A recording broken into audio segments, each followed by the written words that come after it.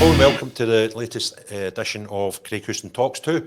And just before we introduce our guest for this episode, I'd just like to thank those at the podcast rooms in Glasgow here for their continued support. So it's great to get our latest guest in. No introduction to Rangers fans, and thanks for coming along, Charlie Miller. How are you? Hello, Craig. How are we? I'm very well, thank you. Thanks for coming along, Charlie. No I appreciate problem, this. So to start your story, $5,000 you'd give me, so no worries. I thought it was 6. Fuck. So your story, Charlie, did you maybe just fill us in from the start of your life up to signing for Rangers and just tell us about where you were and football wise, who you were playing? So that was from when I was a kid. Yeah, he's up to your signing. Obviously, I love saying obviously. But being for Castlemilk, I played with a wee boys club team in Castlemilk called Craig Boys Club for a year with Alec Patrick and Toddy Reid. Two great guys. And then they went into a Rangers Boys Club. And then at 9, 10-year-old, I went and signed for Rangers Boys Club. And then, obviously, I was brought up with my gran, my ma.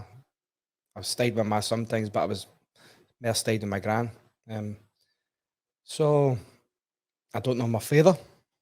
I've never tended to. I don't really care because I had two uncles who've been great with me all my life. It's Jim Miller and Benny Miller. So they were very good for me. But I wouldn't say with a rich upbringing being for Castlemilk, but they too would probably get what I needed. And maybe my gran would chip in now and again. But no, it was great times. I loved being for Castlemilk. I played for Winlaw Primary School. We won the Glasgow Cup with the school at primary. At Rosebery, if you remember the old Rosebery. Yep. Great days, loved them. We played Scotstoun in the final. Drew for each the first game. I scored a hat-trick. Played a replay on a Wednesday night. I scored 3, we won 3-0. Then I had to go straight for that to Benburb, the old Benburb. Yep. Playing a cup final from a Rangers Boys Club team against Celtic. We're getting beat 2-0. Come on and score 2.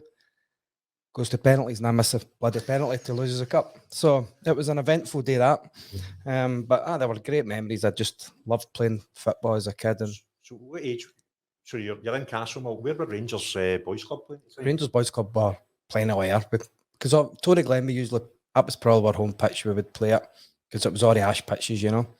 So obviously it's a wee Rangers club we used to go in, and they were player of the year nights and that in the wee Rangers club, the Lang Fibrooks.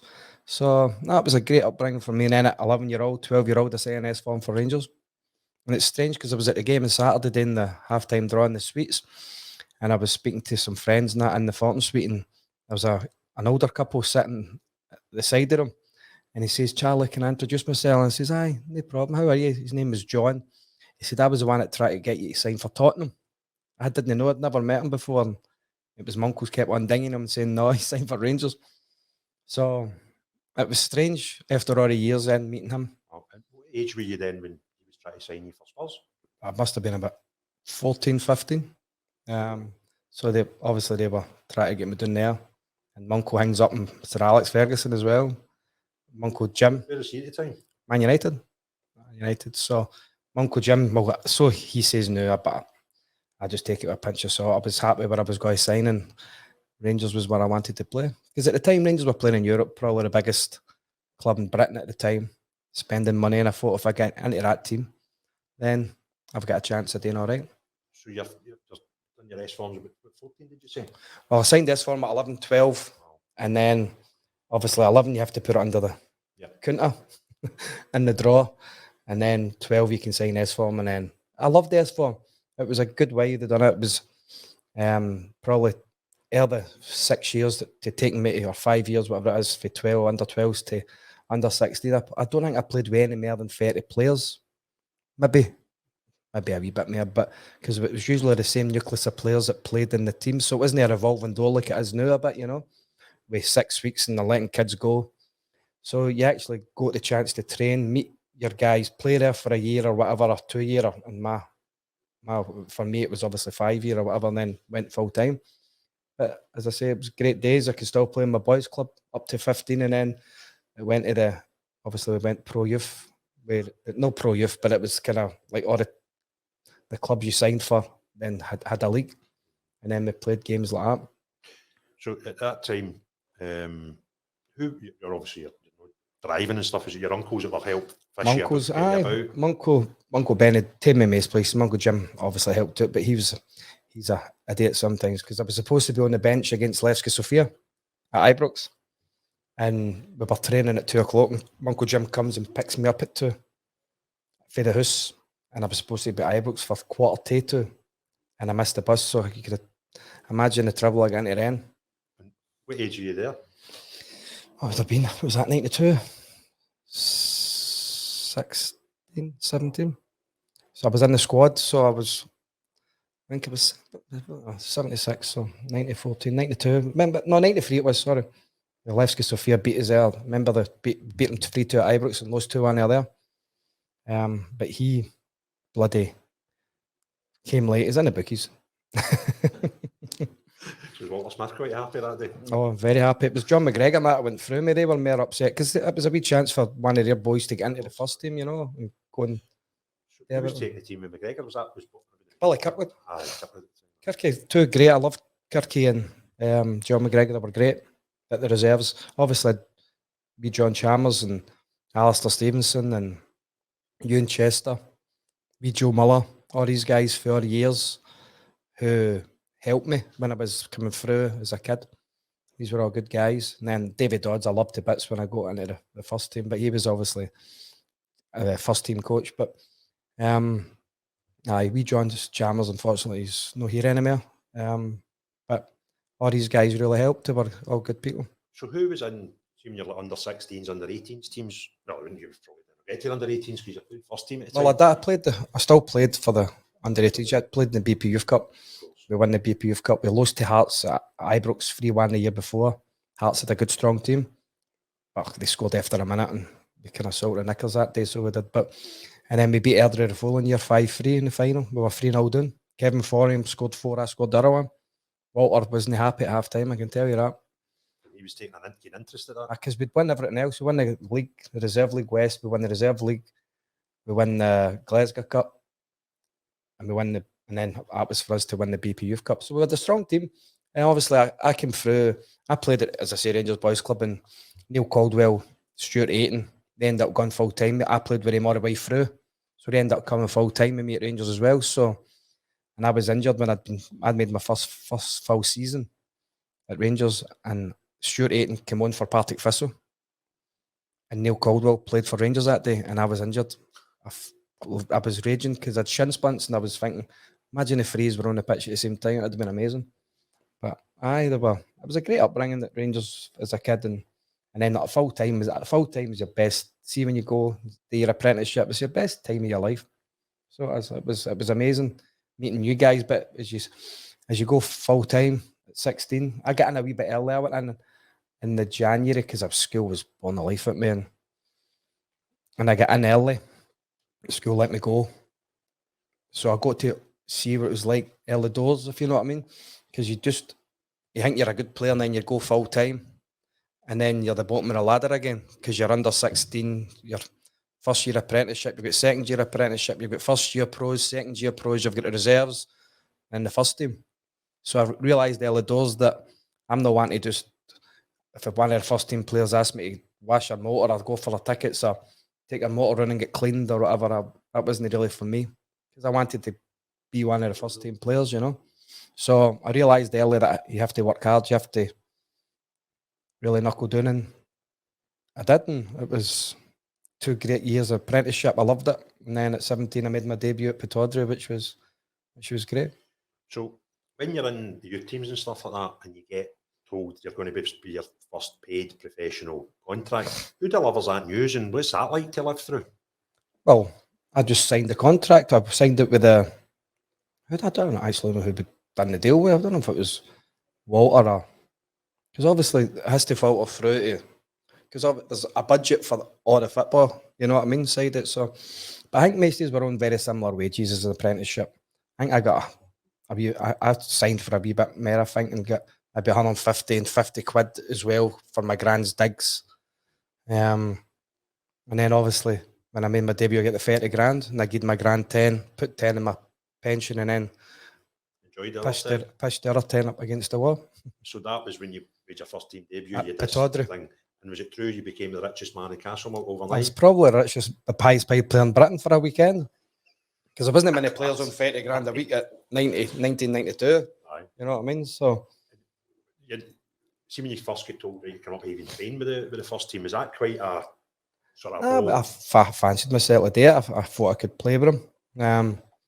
Obviously, a wee bit weaker in terms of my build and whatever, but I thought football wise, there wasn't a problem. And then, it was fine. It was good to train with him at 16, 17, because you know you're close if you're training before the guys who are second year pros or whatever on the training room you are. So you know you've got a wee chance. So when you first take the field up with all these professionals, were you in awe with them? Did you used to see them about? My debut game was difficult because my wee pal Jimmy Bell, unfortunately, he's no ways anymore.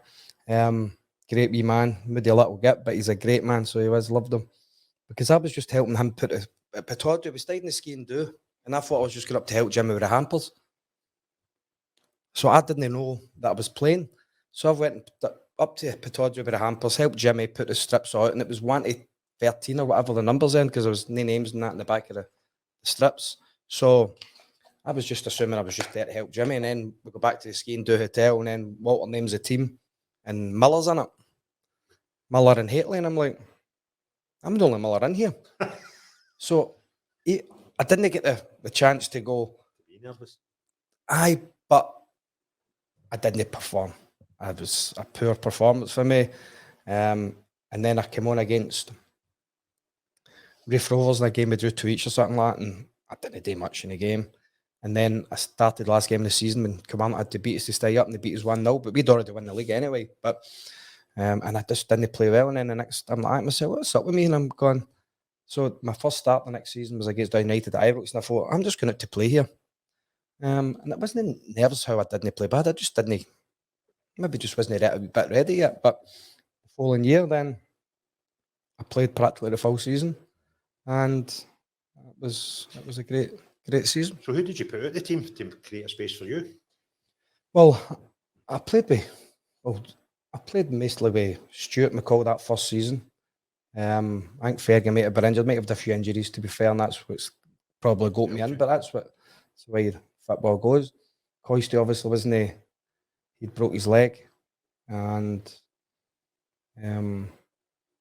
Durante might have been on loan with Big Dunk at Everton as well. So it might just have been a few things that's helped me just have went, bugger this, I'm just going to get and play. If I get a chance, I'm going to go and play. And we beat Dundee Utd 2-0 that day. Loudon scored a great goal, and I played well, and it was good. And then I felt comfortable, and I played every game for the end of the season practically. And there's the famous story about Beckham's goal. Yep. On the halfway line. Yep. Well, obviously, I was sponsored by Adidas, and my name were on them, Adidas Charlie. And David Beckham, they were obviously trying to sign David Beckham up for Adidas. And the rest history. He goes and gets this pair of my boots and takes on my magic. Now he's a billionaire and he scores a goal for halfway, and I can't even kick the ball that far. What do you think the boots are worth today? Oh, I don't know. But they're in his academy probably. I think I've seen them. Back, good on him. He's made a decent life for his selling. Do you think you get nervous wearing Charlie Miller's boots? I think so. I think it was that. I think it was definitely. It wasn't him. He didn't shoot. It was actually me shooting. You've done it. To be fair, I could have done it with a pair of welly boots on. You mentioned the shin splints there. Is that something that you had a recurring problem with, or was it just that kind of one-off? I was playing a lot of games, physical. No playing at that level before probably didn't help, and no being still being a kid practically. It's 18-year-old, still no being a man, and that doesn't help. You're playing against men every week and getting roughed up a bit at times, but try to obviously rough other guys up. But it was I loved it, and then I was supposed to go to South Korea with Scotland, and Walter sends me to Hong Kong with Andy Gorham instead. That's a good move. Aye, wasn't it for me, but it was for me and the goalie. That's when I became really close with the goalie, and Archie Knox came, Neil Murray, and then we met Big Oz in Australia. So I was away in Hong Kong for a week and then Australia for a week. And it was 1995, that was, sorry. Was it 1995? 1995. the Rugby World Cup was on, and it wasn't a great idea. Came back with this, he decides Ricky Neal, a big pumpkin. Brilliant. So you're 17 years of age, you're surrounded by probably and arguably one of the best Rangers teams for a long time.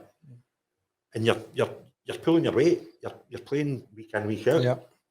And how do you cope with that as a young guy? I mean, you've gone from the kid and the apprentice up to playing with Loudrup and playing with the Gaza. To be fair, I didn't think about it. I was just thought I deserve to be there, and I'll play if I play, and then I'll just give my best.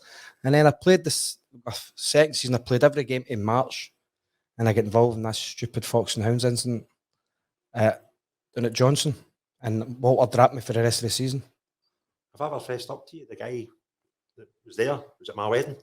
An old pal of mine. John, the guy who was John there. McKee. He's Port Glasgow. His wife was pal of ours. Right. I knew him. But there was him and his missus, but it was no trouble. It was just us. It was we drew one each. My birthday was the next day. We drew one each with Celtic that day.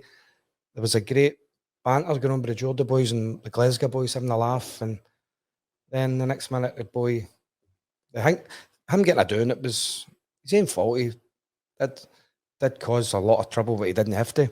And then it was in court for a year practically. Jimmy Five Bellies wouldn't turn up, and then he would turn up, and then he gets his fine, and he asks if he can pay his £500 a £5 a month, and he drives up in a 70 grand Range Rover and just like you taking the piss. But what age were you at this time? Just turned 19. I would turn 19 the next day. So it was eventful, and Motor didn't play me the rest of the season that year, and that caught me. It was heartbreaking because we went on and beat Hearts in the cup final 5-1, and I wanted to play in cup finals. I played in the League Cup final, but they wanted to play in the Scottish Cup final as well, you know. So I never got the chance to play in the Scottish Cup final, which was disappointing. But that's wrangles with me, because but then he does an interview with the paper and says, because Dunblane Massacre was the same week, and then he said to the newspaper, he came up to me and says, "What about Dunblane?" And he said, "Fuck." I'm like, but why would anybody even come up and say to you about that? It's the most horrendous thing in the world. So I had to do an article in the Sun. Never in my life would I speak about that incident, because it's obviously affected a lot of people in a horrible way, and it was definitely no. But he's come out and said that just to try and get yourself away from being a wee dick. Listen, I'm not going to talk about it much, but I know the guy. I know his tattoos, and I think he must say about that. He's probably seen you in the pub and thought. He came up to me. He came up to me and grabbed my beard, and my mates were wanting to kill him. And he's got a tattoo of the Pope, and it says FTQ under it. And he goes, "Look at that, you beard, the orange bastard." And I'm like, "Get it." And then he punched Jimmy Five Bellies up at the bar, and then that's when he get a bit of doing. But that cat really wrangles me, that whole. So did this happen about the March, did you say? It was March, and I think we played Celtic St Paddy's Day, and my birthday was the 18th, and we were down there. And you must then a fair amount of the season, and the business end of the season. Because yep. So that was number 8. That was 8. And then that summer, get back to pre-season, haven't get back to normal after that? No particularly. I didn't cover myself in glory, definitely no. Went and had 6 weeks holiday, didn't you? And just think you're going to be as fit as you were when you've finished. But we signed a few good players, obviously, and it's not easy always to retain your place. As like so the guys like Coisty, Ian Ferguson, Goffey, maybe Bomber, Durante, Stuart the guys who were there for 7, 8, 9 years to keep on maintaining playing at that level, or keeping guys out the team, or that's something that's well ingrained. But I thought I could still do it, and when I played, I still done okay and things like that. And then number 9, we signed a lot of players, and then I played in the most important one. But 10 obviously was the big season. 9 would have been your second season, that right? Third season. Is that your third season? You were in 7? Just 7. That was a couple of games. No, I played full 7. Played the full 7, played the full 8, and then 9 done itself. I played 3 in 93. Played the 3 games in 93. Incredible. And the 9 in a row team, I mean, the pressure, see, to start of that season, you've done, the 8 must have been every week's a hard one, right? But seeing knowing that you were going for 9, Was it more pressure? How did that? Honestly, maybe smart bringing it Rangers was we just always won. For 12-year-old, we always made sure we had to beat Celtic. That was if you finished on top of the league again. If you beat Celtic most of the time, you win the league. And when you beat Celtic at reserves, you usually win the league. It's all the way up. And similar with him, you know. So, well, as the same with him. But I was just, I didn't know losing, if you know what I mean. I didn't know what it was like to be in a losing team. I thought I was going to win the league for the next 20 years. I just thought, we'll win this league every year. So it was probably the older guys were feeling the pressure more because he understood it more than me and just a young daft boy from the Mulshy, you know what I mean? So they probably felt the more pressure.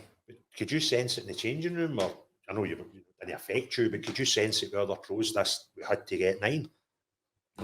I think it was the fans more were just desperate for 9. And then 9. That's what I thought, yeah. Is that right?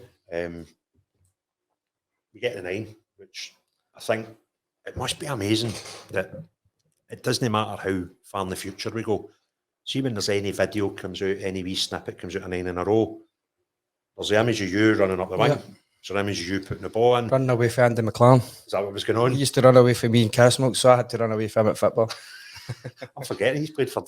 He was playing United at the time, And how close were you? I know you're in the same place, but were you pals? Aye, of course. Still pal of the rest of the day. I was at a funeral yesterday, unfortunately. But good man, good guy, good pal. Just clean forgot you're playing against him. I didn't play against him, but Jim McAnally for Castlemilk was playing as well. So a few Castlemilk boys on the pitch, but we won. And Loudrup scored a wonderful header. And it was a great night, a great achievement. And see that cross. How many successful crosses did you hit your left foot before that? Oh, a million. I was never that far up. It was only Loudrup was allowed to cross the ball like that. Loudrup must have been lazy that day and wanted just on the box. Wonderful footer player, great header, and playing with likes of having Gascoigne's just surreal at times, you know. And then the whole time you played with Loudrup, many headers did you see him score? I didn't see him header the ball once in training either. He didn't get a hair out of place, no joking. Elegant big man he was. Fantastic player. And see that the run up to that, I'm sure the Motherwell game, the game before it was Bank Holiday Monday. Yep. I was involved in a car crash on a Sunday. You what? I was involved in a car crash on a Sunday and down at Strathclyde Park next to M&D's. Yeah. Just you end up in an embankment. And then I was late for training. I wasn't even in the squad on the Monday. We get beat 2-0. And as a football player, you want to be part of winning the big games and you always want to play. And the Monday, I was wanting us to win, of course, but you just don't feel the same. You don't feel part of it if you're no, and even on the bench at least, you just don't feel part of it. And then we get shocked. And the result, Murray beat us 2-0. And then I played Water started on Wednesday night. And I thought, I'm not going to miss this chance. But I had 2 great shots that night. That big Steve Dykstra had 2 wonder saves. And I think you had no a bad night that night when you watch the highlights. I played well that night. That was why that was a good performance that night. Well, my recollections of that was I was a fan and I was married at the time. And when I tell you what happened, you probably realise I wasn't married for long after it. But I went to a pre-9 in a row party on the Sunday night. Right. And I said, I'll come back and we won the league. And I did. Aye, so the Thursday. It was Thursday. But it was, I think the whole world just expected us to go. Yep. And it wasn't even on Sky or nothing. It was only on the radio the Wednesday night. Oh, the Dundee United game, obviously. The Monday game was on Sky and everything. Yeah. Because everybody expected us to win the league on Monday. And then the Wednesday night game wasn't even on television. It's amazing how you forget things like that as a fan. But the Monday, I felt it was just like an anticlimax. I mean, everybody, the whole weekend was spent. We've done it. All we need to do is turn up with Motherwell, and I take it you were playing, but you were at the game. I was at the game. Remember much about it? I remember Durante brought down, I can't remember who it was for a penalty, but Durante brought somebody in for a penalty. Non-Coyle scored 2 goals. Remember that? Were you in the changing room after the game? No, I might have been, I can't remember. But it was just obviously the next thing you're focused on Wednesday, hoping you're starting. And then. So, did you train on the Tuesday?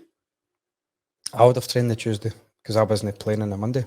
The ones who played on the Monday would probably have had a light session and then would have been up at Tannadice that night as well, Tuesday night.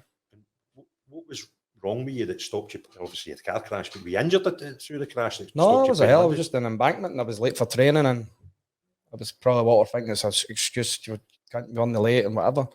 You won the on time, so but you had to be there on time, and that was my fault, obviously. But I was in a car accident. It shows you the standards of the man, though, because to win 9 in a row on the Monday and to say, well, he was late on the Sunday, then that was it. It didn't matter. The rules of the game, the rules are the rules for him. 100%.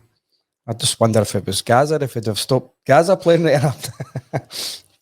But Gaza was right early in bank. he would have. He would.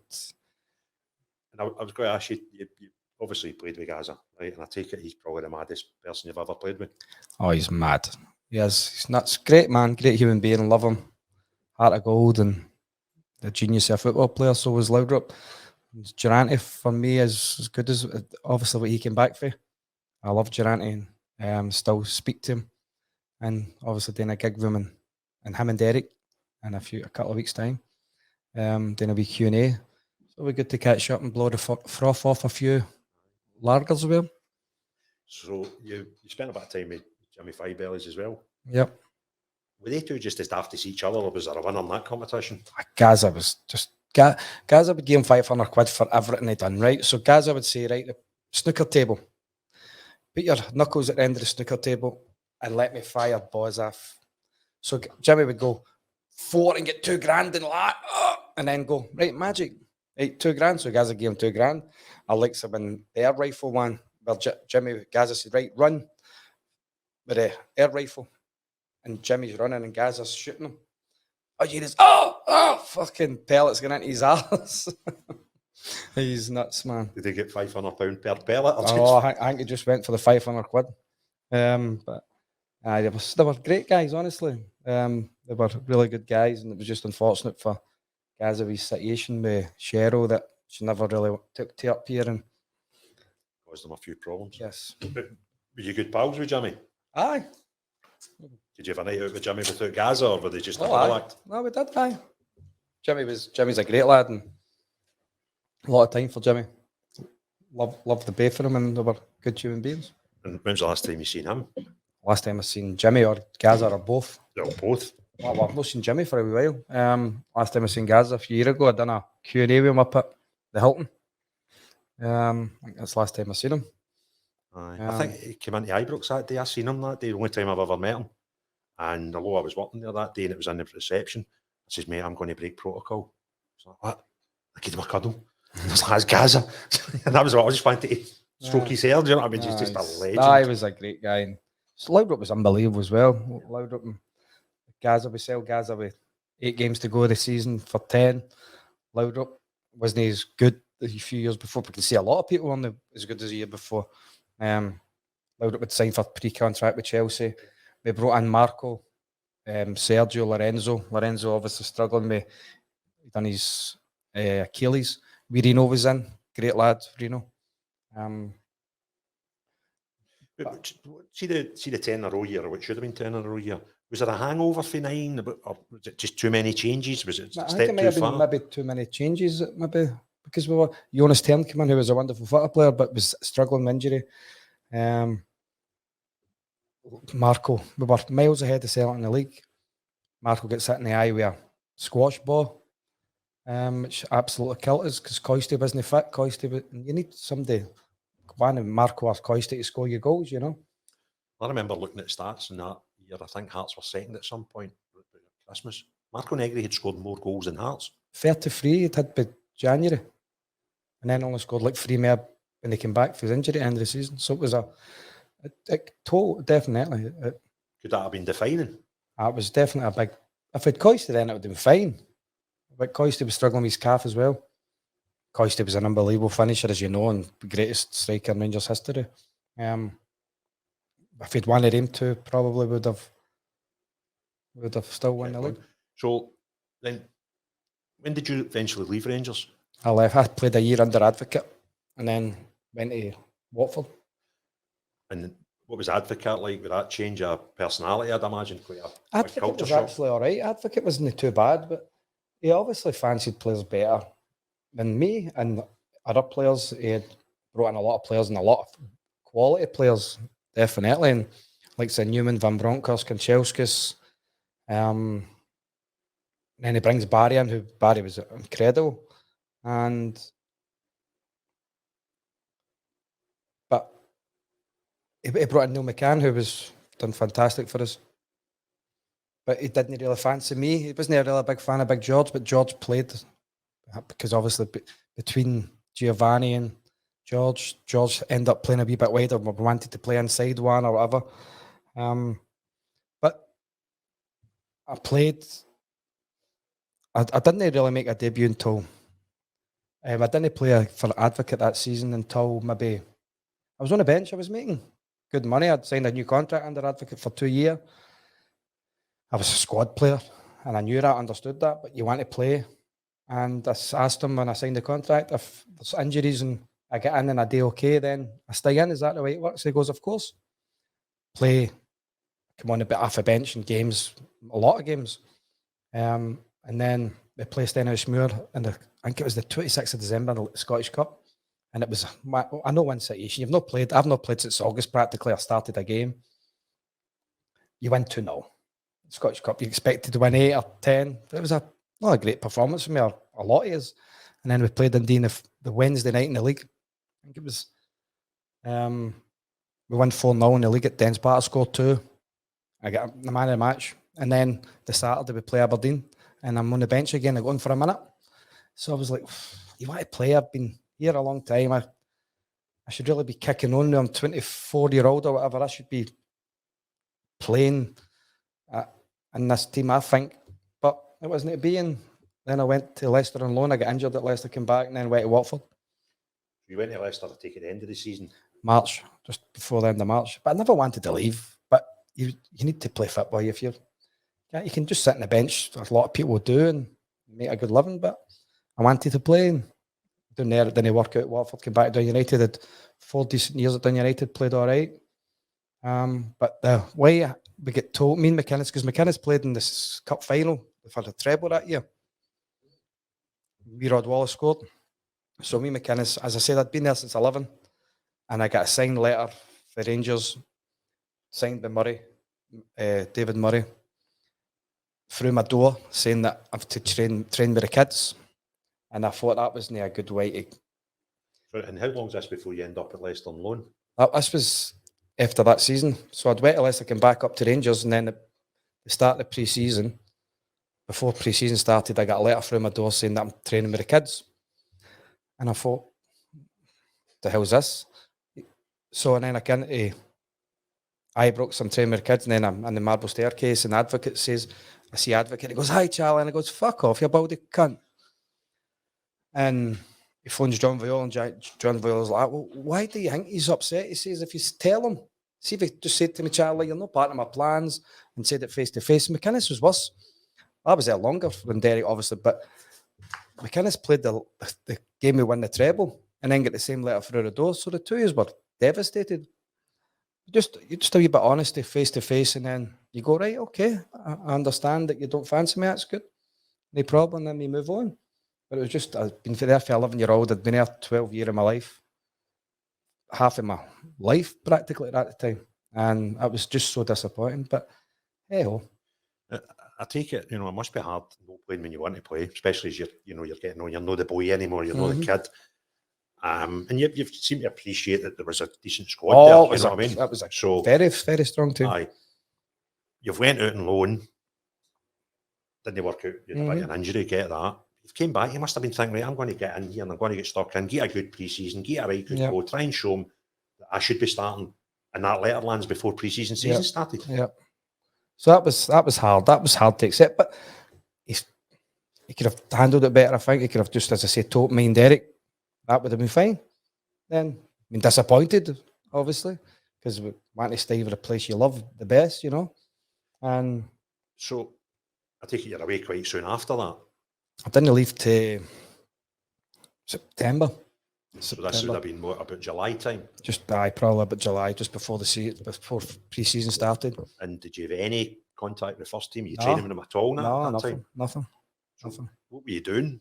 Just playing reserve games. Just try to get away.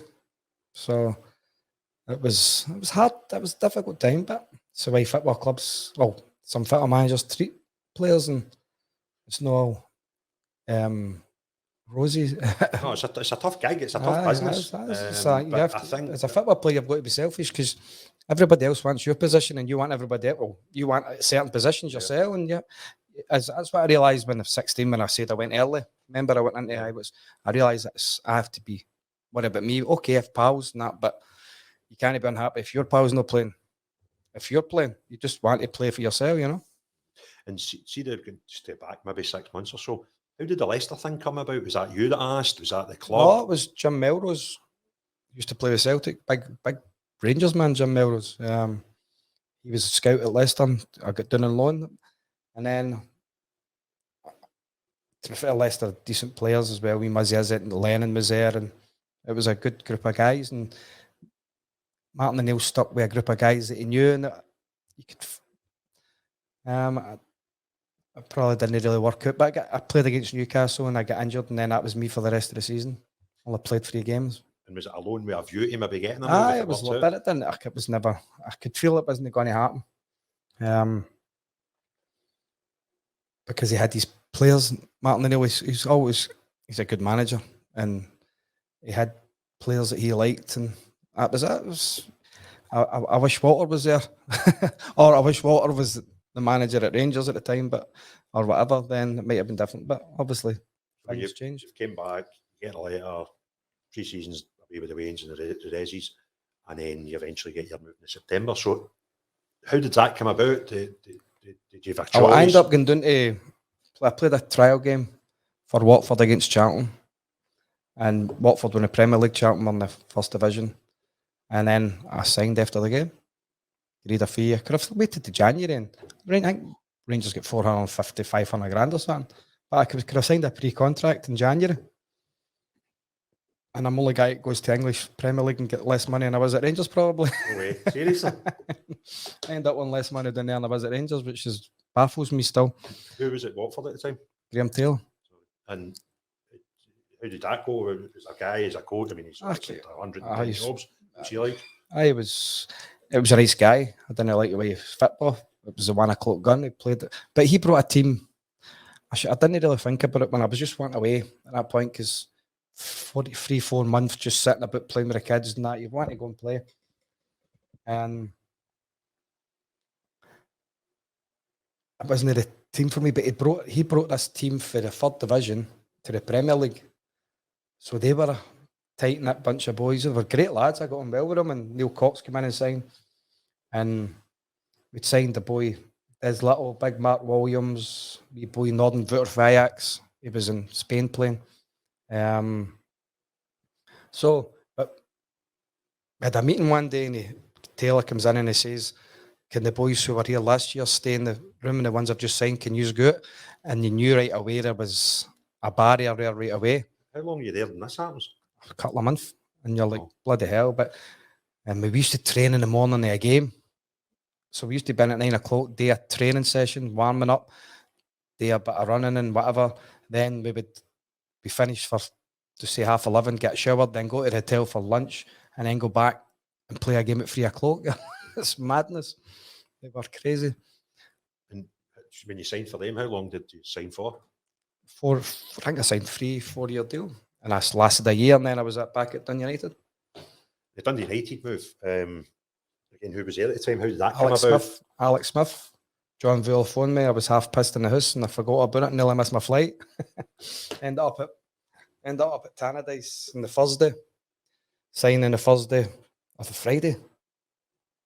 It was Thursday or Friday, and then played on the Saturday. We played Motherwell, lost 2-1. But Dundee United like 2 points or something. And this was November. Remember, it was November the 5th I played against Motherwell. And we were struggling. And then we brought in a couple of good players in January, and then ended up with about 36 points and just avoided relegation. But for having 2 points in November to 38 points at the end of the season wasn't too bad, you know. Aye. They've been a half-season league winners that year. Well, we would have been in the top 4 probably anyway. And how did Dundee United go? You were there? 4 years, most of the year. enjoyed it. I enjoyed Dundee United, although I didn't enjoy what it done to Rangers. Because Eddie Thompson, when they've done that, but Stephen Thompson, my son done it. Eddie Thompson was a good chairman. But Andy McLaren, it was funny. Andy McLaren signs for Dundee United. This is hilarious. So I'm saying to Andy, I said, you must still have an 8-year option here or something for when you left the last time. So Andy comes up, signs his contract. We're going to stay a year sitting in the changing room, and Ian McCall was the manager at the time. He's called a meeting, and he says, "Can everybody refer their appearance money at the end of the season?" And Andy McLaren's like, "I've just signed a contract." I'm not joking. As soon as he came down, that's what happened. And to be fair, we got our appearance money and our win bonuses at the end of the season, which was actually a decent way to get your money. But for Andy, his face strapped. It was quite funny. That was. Your career crossed a lot of times then with Andy McLaren, eh? Well, no, I only played with Andy at Dundee United, but obviously played against him and things like that. But I was at Watford when Andy was at Reading. Andy was the first player to get done for the, and it was a shame to see him. Was it gambling? Oh, the drugs. So, and I seen him. I was there. I had to go and see him because John Viola was in as well, and he's like, I was a pal, and I felt terrible for him. It was a shame. Great lad, but he's amazing now, and he's all good. I have been fortunate, bumped into him a couple of times, and obviously connection with kids football and stuff. He seemed like just a solid, nice guy, you know, doing the right stuff. Definitely. So, team year at Dundee United, how long did you end up being there? Was it 5 years? 4 years. 4 years. Instead of 5 seasons. I think I signed 2000, November 2000, and left maybe June 2004. So three and a half season. And what did you do to get booed at Ibrox? I just remember Fernando tackled me. Fernando topped me. Poor Fernando. I love him. It was a shame. Terrible illness for them. But Fernando topped me. And that everybody thought I was kidding on. Bloody big scar down my shin. Did he get sent off? Sent off. It makes sense now. Aye. So, this first time you're playing against Rangers? That was hard. That was difficult. We actually done okay against Rangers. We beat Rangers a couple of times. Because Celtic had Martin O'Neill as a manager then. They were strong, big, strong team, physical. Rangers had a lot of good players on the ball. Not as physical as Celtic team. Beat Rangers at Ibrox 2-0. We beat Rangers in the Scottish Cup at Tannadice as well, 1-0. So we've done okay. We've also got a couple of hidings as well, don't we? But we actually tended to do okay against Rangers. So we beat them 2-0 at Tannadice as well. But that first time you're getting stripped, particularly walking into Ibrox and turning left as opposed to turning right into the home changing room. That was difficult. 100%. That was strange. Especially, that was like being back. An advocate sent me a letter again, getting into the away changing room. Of course, that's where the reserves and unders would have been. Aye. So, but I had to go and play. That was it. You just go and play, and then I had my time there, and you have to move on. And Dundee United, good memories for you? Aye, I stayed. I loved Broughty Ferry, lovely place. But I ended up, after 4 years, I kind of just had enough of Scottish football. I wanted to go and try something different. And I ended up in Norway. Robbie Winters, who played in Norway. I knew Robbie, and I thought, why not?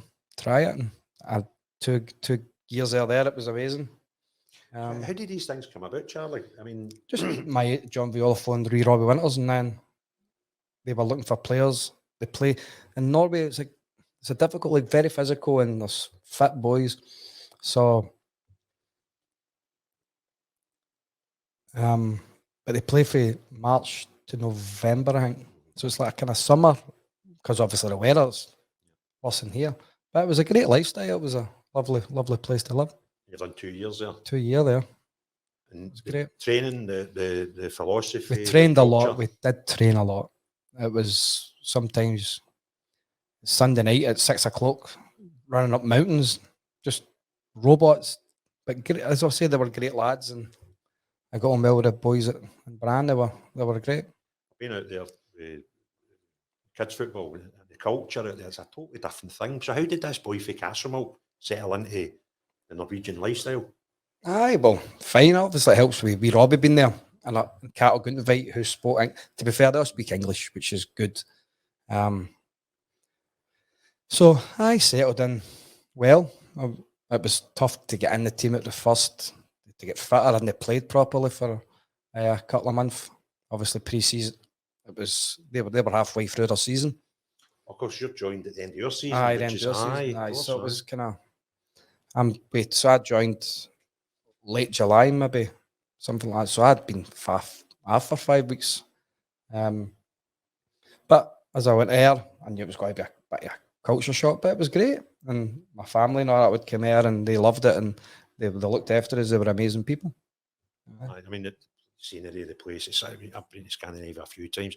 Even when you go up and you smell the air, it just seems different. That's Um, very beautiful part of the world. And did you enjoy your time there, forgetting the football, but actually did living enjoy there? my time. I met a lot of people away for the football who were great as well. No, loads of people, but where we stayed. And it was, but my day off was always the day before the game. So you're in after the game? And after the game, done like an hour run after the game. It was bizarre. You enjoying your day as off? Did you have the same culture what you done in days No, off over there? days off there, I was actually swimming. My brother would come here and family would come here. But nearly every Saturday, me and Robbie would take the kids to swimming the day before a game because there was nothing else really to do. I think you told me before when we were talking about this. Was that one of the sort of times where you were your fittest through your career? I was. When after the 2 year, I was fitter again, and I was enjoying my football. And the fans were amazing to me here in Bergen. They were great. They took to me, and then I get punked, didn't I? I get punked. That's a video for the talkers. I've seen it. It's great. Aye, what happened? Oh, I used to do a lot of mad things to the players, and then they decided to get me back one day, and I was in the gym, which I didn't really like being in, but I was in the gym. And then the kit man came down and says, Charlie, they're taking your motorway up the stair. I'm like, talk about they're taking my motor away. So I got up, and then there's a journalist there. There's these guys for the FBI, or supposedly. I'm like, there's a guy handcuffed next to the police motor. I'm going, what the hell's happening here? And the guy's like, whose motor's this? I said, it's mine. I said, my name's on the side of there, sir, and whatever. And next minute, this motor, they said, sorry, they open the back of my motor and pull out a ski mask and a knife about that size. And I'm like, was I really drunk last night? I couldn't remember. I'm like, what the hell's happened here? And I said, no, my wife had the motor. I was just back from Spain. And flung her under the bus. Grass, huh? Aye. And then there's a boy, as I say, handcuffed. And then this black motor comes down the guy with a ski mask. And I'm like, oh, my pants joined the brownies. I'm going, what's happening here?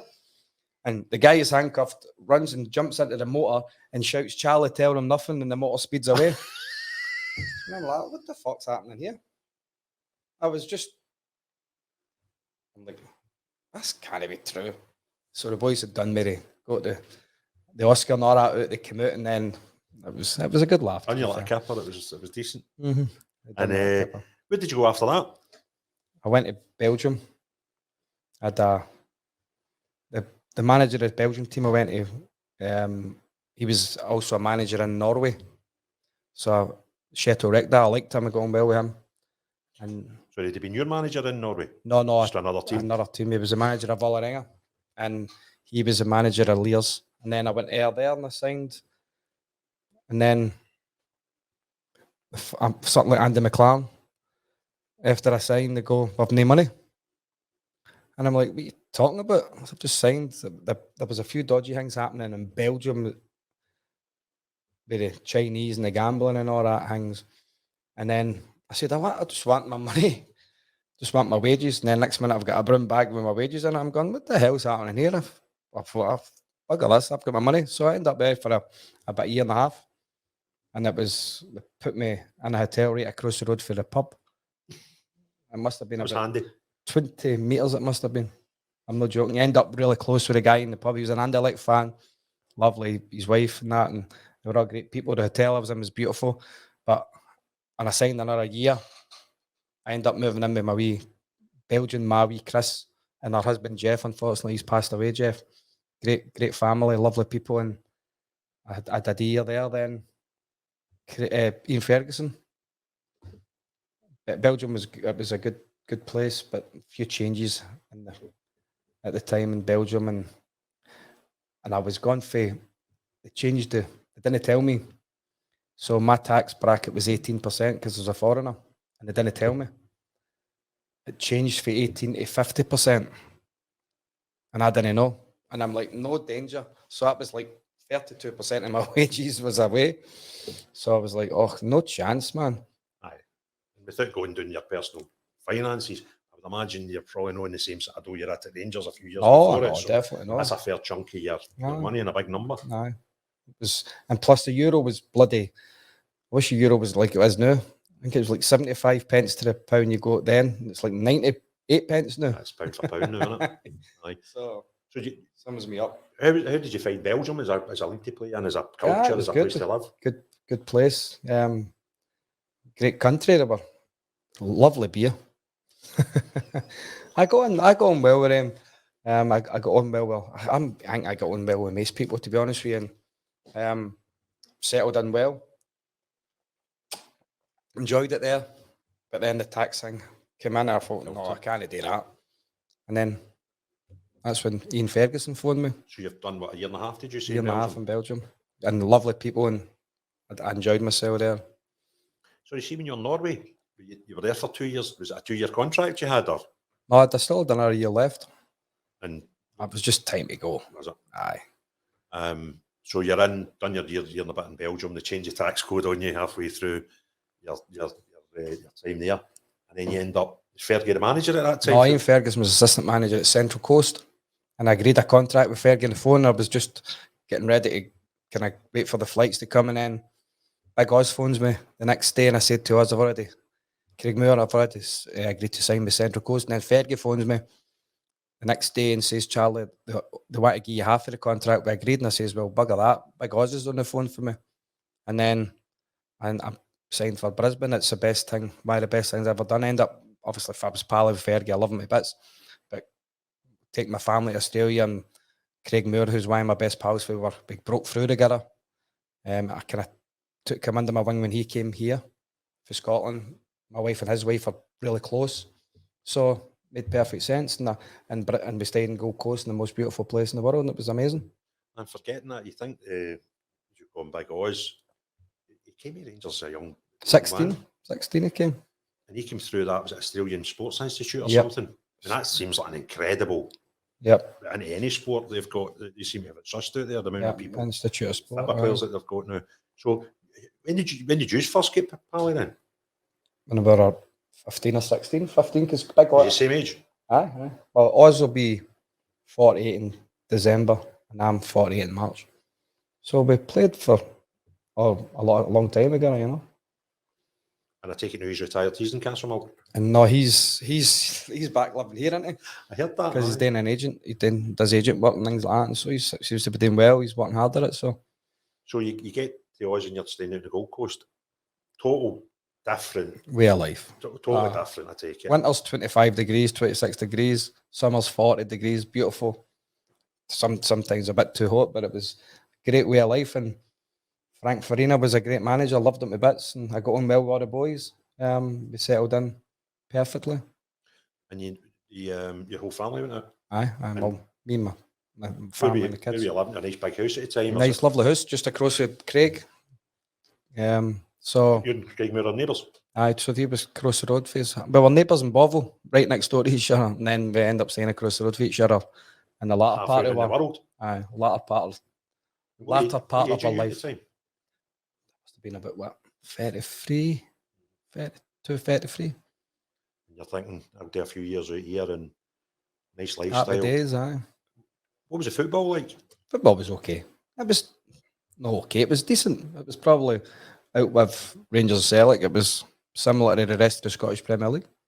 So, if you were tearing them, you've been to Norway now, you've been to Belgium, you've been to Australia. How would you sort of rate them as quality of football to play at? Well, they were physical. Norway was a physical league, big boys, athletic. Technically, some of them were very good, of course. Belgium, technically very good football players.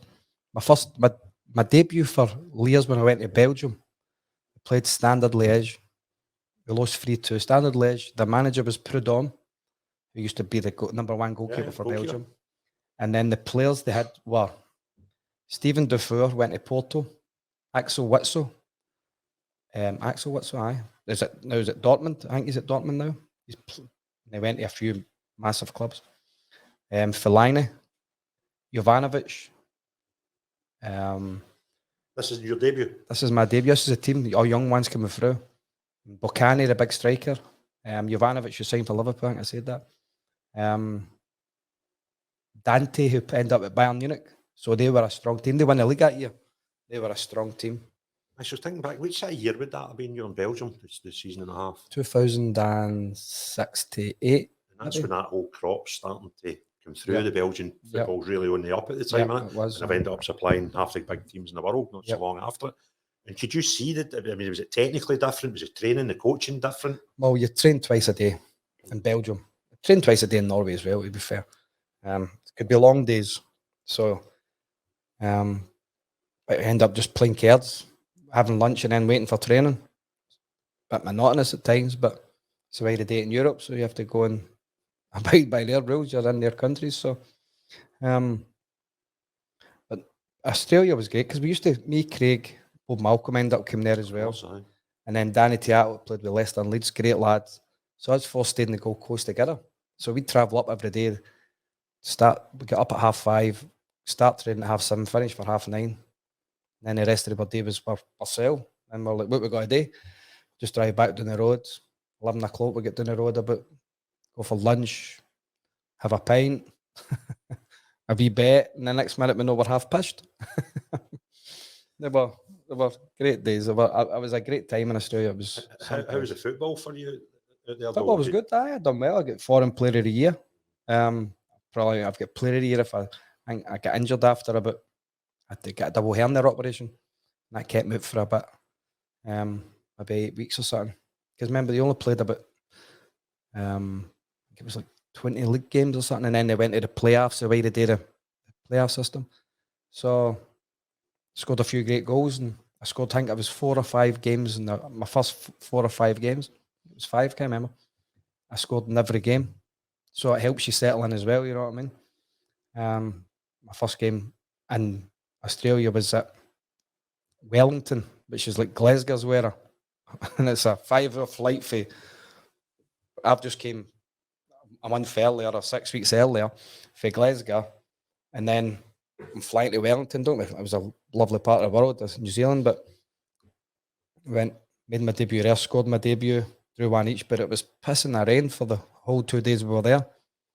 And then you have to go through the quarantine and all that, your boots and everything, because different countries, things like that, they have to check all the muck off your boots. You have to make sure they're all. But it was a really good time. It was. Because Australia's got some of the hardest. What's the word I'm looking for? Try to get into the country. Aye, border laws. Some of the stuff you see these border police TV stuff and all that, and somebody trying to get in my Mars bars, and no, and they'll throw them up against the wall. And your boots. Aye, because of the grass, the dirt on them. What's that, grass? I don't know. But it wasn't certainly not that kind of grass. Maybe a few years earlier. So see when you head out there again, what sort of contract are you signing to when you go to Australia? I signed a 2-year deal, and then Frank Farina, who was my manager, he'd been the manager of Australia. I played under Walter Smith, Scotland manager, Rangers manager, Martin O'Neill, Leicester Celtic manager. I didn't play for long, but just a short time. Yeah. But then he was Northern Ireland, the Republic Island manager. Yeah. Then played with Graham Taylor, who was England manager at one point. Then Alex Smith with Dundee Utd, great manager at Aberdeen, and won Scottish Cup with St Muns. So great pedigree, old Alec. He was a lovely man. Alex Smith loved him.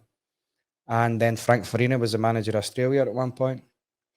And then with a short time with Postecoglou at Big Ange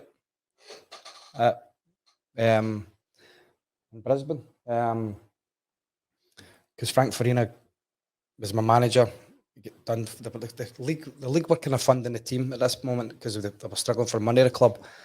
And they were kind of wanting Frank out for some reason. They wanted to bring Ange in. And then I'd never heard the Ange, but never really knew him. And then he fell out with Craig his kind of first couple of days, and then that was it. I was like, I worked my ticket. I didn't fancy ball with the goalkeeper Danny Teattle, so I kind of worked my ticket to Gold Coast. But I wish I'd kind of stayed. Obviously, I was supporting my pals and that, because Ange went on and won 2 league titles with Brisbane, and we were so close as a team. And how long did you work away? But I'd say about 3 weeks, 2 or 3 weeks. Is that Aye. And then Ovsky, and then So, what was the problem with having Craig Moore? Did they have a bit of history together? With no, they Australia? got on great now. They're quite close now, because obviously Craig worked with the FA when Ange was the manager of Australia, and Ange just the way he plays football, gets his teams playing. He knows how to get them set out, and I wish I'd given them the chance. I wish I'd stayed, and might have worked out a bit better for me. But you have to stick up for your mates. And something just to take back to going to Australia in the first place. I mean, a massive move. Oh, aye. Immigrating is for anybody, but going to that extent on the other side of the world. See, when you take a move like that on, are you thinking, well, I've signed a 2-year contract, I'll probably just get 2 years? Or are you thinking, do you know what, I could get here and just stay here? Where's your read when you got there initially? I didn't think it really in there. I just thought I could get it. Craig's here, and play football and enjoy the sun. Hopefully have a good time with the football, enjoy it and see how it goes. And I thought for my kids it was good for them, because they were at a decent age. But at school at the time? Aye, the 2 of them were at school. Jordan was maybe about 8. He was born in 98 and we went out there in 2008. So he was just turning 10. My daughter was maybe 13, 14. So it was a good place for them to go in outdoors. My daughter she liked outdoors and things and that as well. And I thought, let's put shrimp in the barbie. You know what I mean? And did they have a good time? So were you there 3 years in total? 2 years. Just 2 2 years, years. aye. And did the kids, how did they enjoy? I enjoyed it, but I think my drinking had taken its toll on me, and they'd buggered off him early. Right, I didn't know that. Aye. Right. So, no, but I think they enjoyed it. Jordan did. Jordan, my son, he out playing every day. You know what I mean? You're always out playing. The great outdoors, and next you're doing it the beach, 10, 15 minutes for the house, scorching, barbecues. It was like a way of life, I'll tell you. So Big Ange comes in. Days later, your mate's away. Yeah, Craig ended up going to Kavala in Greece, because he was what he got still play for the national team. And who was the manager of the national team? I can't remember who it was. It was Graham Arnold, I can't remember. No, it might have been the Dutch guy, Bert van Marwijk or something. But Craig was wanting to go to the World Cup in 2010 World Cup. 2010. So Craig thought he had to play in Europe to get into that squad, if you know what I mean. So Craig was kind of, and then he fell out with Ange right away, and then bang. So You're there for 3 weeks. What happened with you and him? Was it just nothing, purely... I was just my pal. That's Craig Moore, Danny Teattle, Bob Malcolm were my pals, and so Rocket, the goalkeeper, who's called Rocket, it just didn't take to him or whatever. I don't know what it was, but he proved right, because he ended up winning. I think the next year or the year after, he won 2 leagues in a row. So he knew what he was doing, you know. So what happens to Charlie Miller? And after 3 weeks, where did I go to Gold Coast, and then after the Gold Coast, I just went back home because the family had already went home. So it was time. and who was there? Who was at Gold Coast with you? You'll not know any of the boys there. Did you have a connection with any of them through No, your it was time, and was just that how a you ended up there? big goalie, big gigs, played in Scotland. He was the goalie for Gold Coast. And he stayed next to me and that as well. And he's like, come down here. And the manager was a bit, Miran Bleiberg was a strange character, but Where was he from? he's from Australia, but I don't know if he's Jewish or whatever he was. But I ended up just signing there because it was only 15 minutes from my house. Craig wasn't at Brisbane, Danny wasn't at Brisbane. Although the boys, I got on well with a lot of other boys. There were a lot of young boys coming through, good players. Me, Matt Mackay was my roommate. Ended up at Rangers, we Matt.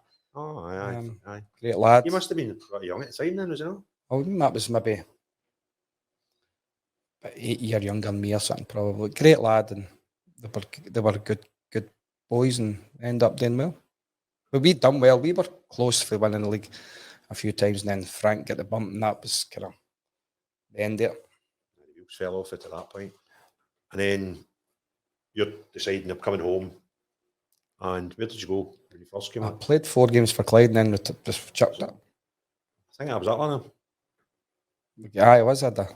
My boy, Ben, you know, Ben for going to the pub, he was playing with Queen's Park at the time. That's right. And they were in at Lesser. They had a game on a Saturday at Lesser, and the first team were on. They gave the kids free tickets, and the parents would pay a couple of That pounds. was when I think that was my last ever game, professional football. Was it? I think so. Wow. 4-0. We lost. Never again. I remember I thought enough. thinking that would be your last game at Hampden. Following up at you, was it the last game? I'm sure it might have been, because I think I just had enough of that. That was 2 things I remember about that day. Well, 3. We had a terrible purple strip on. It was like a purple strip with black shorts and like bright red socks or something. I looked like Barney the dinosaur.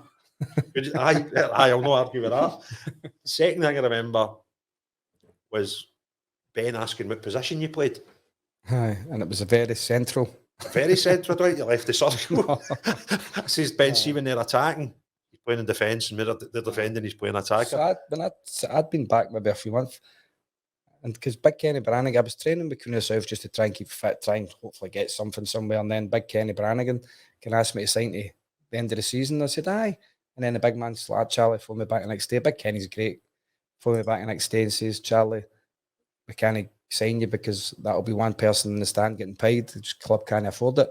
So one person in the stand getting paid, no playing. So the club just can't afford it. I said, no worries. So, but after that, I hadn't played, I trained. And then Jim Duffy asked me to come in and play a few games, but then played a few games, but that was plenty. Did you keep your shirt for your final game?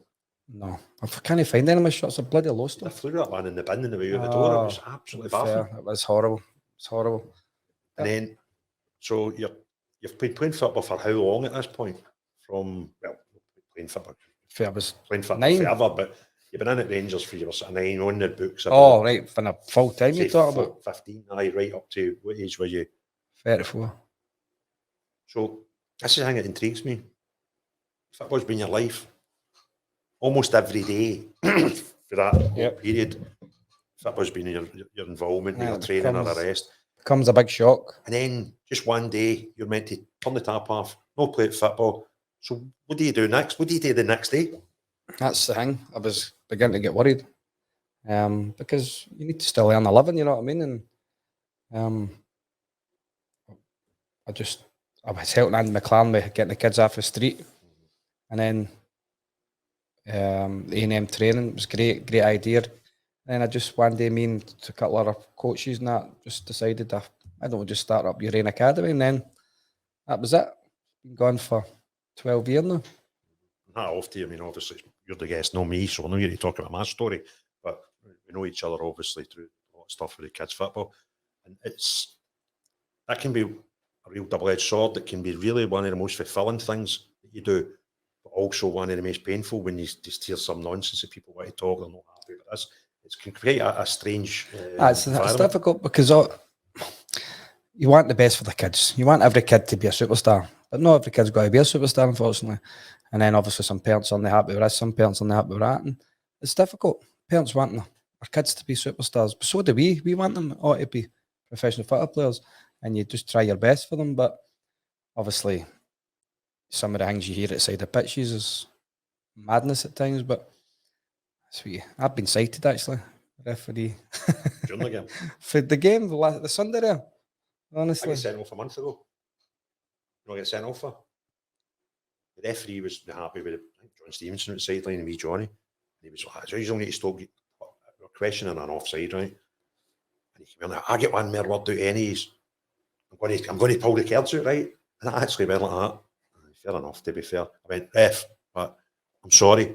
I told you no more words. Honestly. Sent me off, right? And I went, oh, just walk away. So I walked away into the car park, and the wee coach went up to him after it. He went, you actually sent him off for apologising, ref. You aware of that? He says, aye, but I thought he was kidding me on. Right? And you can read minds now as well. Read minds, aye. And to be fair though, and I try to say this to the coaches, see the guys that paid 1,500 quid a game in the Premier League, they need VAR to tell them when they're wrong, and sometimes still get it wrong. The ones we've got sometimes are kids and they're £40 up. it doesn't work. That you'd have got to make mistakes, so try and there's me 100%. getting sent off. No, I know, and I was just trying to speak to the wee guy as well, and he was trying to ignore me, and that was annoying me. So, but hey ho.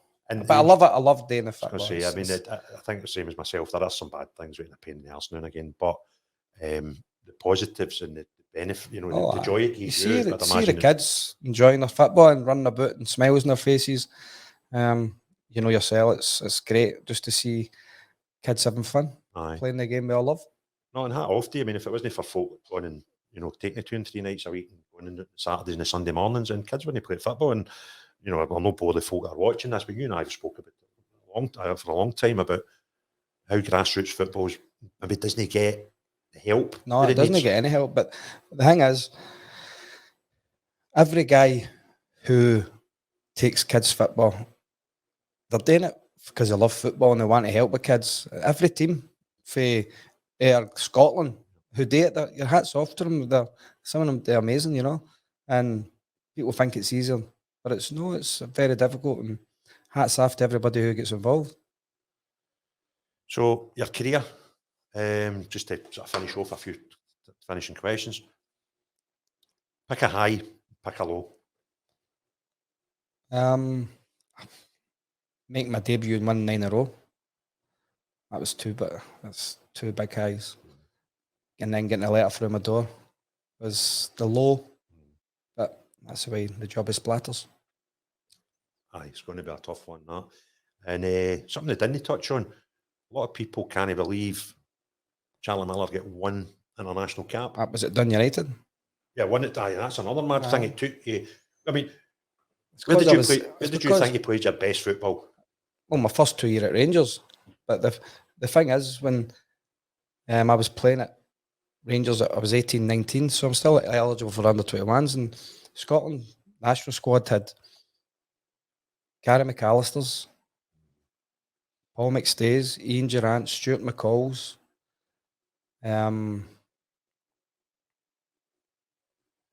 all very, very good football players, and there's more than that. So they were obviously thinking he'll get his time, but it didn't really come, unfortunately. So you're at Dundee United. What age would you have been then? About 25, 26 when you got the call? 25, I think, 25.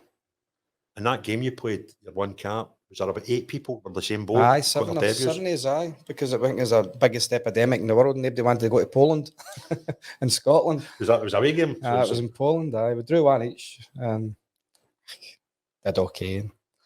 That was. There was another boy for Castlemilk there that day. Andy McLaren. And was that his 1 and only cap as well? And then Kenny Miller played.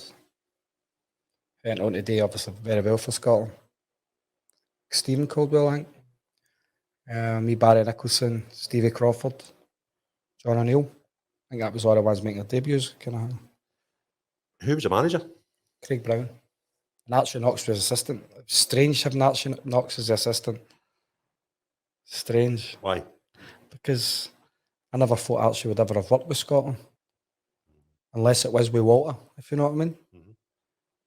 I loved Archie. He was a madman. I still speak to him. He's wanted to come down and get some drills for us doing at training. And he's got a bit of time. Come down with the Wains? Aye. Brilliant. Love that. Down, so he's phoned me a couple of weeks ago and he's wanted, when he's got a bit of time, he's got to come down.